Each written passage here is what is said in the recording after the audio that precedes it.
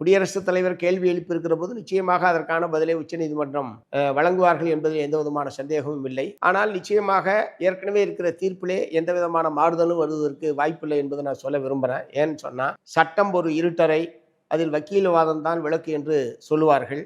அதை போல ஏற்கனவே இந்திய அரசியல் சாசனம் மாநில அரசாங்கங்களுக்கு என்ன அதிகாரம், மத்திய அரசுக்கு என்ன அதிகாரம், குடியரசுத் தலைவருக்கு என்ன அதிகாரம், மாநில ஆளுநருக்கு என்ன அதிகாரம் என்பதையெல்லாம் ஏற்கனவே வரையறை செய்திருக்கிறது. அதன் மீதான விளக்கம் என்கிற முறையில்தான் இப்போது ஏப்ரல் மாதம் 8ஆம் தேதி வந்திருக்கிற தீர்ப்பு என்பதை நான் சுட்டிக்காட்ட விரும்புகிறேன். ஆகவே ஏற்கனவே கால வரையறையை இந்திய அரசியல் சாசனத்தை குறிப்பிடவில்லை என்பதனாலேயே கால வரையறை குறிப்பிடக்கூடாது என்று சொல்வதற்கான எந்த நியாயமும் இல்லை. ஏனென்று சொன்னால், மக்களால் தேர்ந்தெடுக்கப்பட்ட நாடாளுமன்றம், சட்டமன்றம் ஒரு சட்டத்தை ஏற்றுகிற போது அது கால வரையறையே இல்லாமல் ஆளுநர்களும் குடியரசுத் தலைவரும் கிடப்பிலே போட்டிருப்பது என்பது மக்களால் தேர்ந்தெடுக்கப்பட்ட அரசாங்கத்தை, ஆட்சியை உதாசீனப்படுத்தக்கூடிய ஒன்றாகத்தான் இருக்க முடியும்.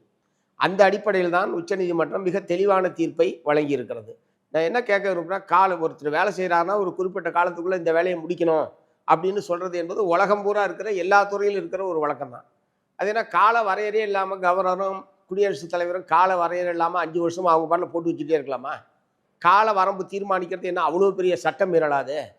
ஆகவே இந்த கேள்வியே ரொம்ப அடிப்படையற்றதாகத்தான் நான் பார்க்குறேன்.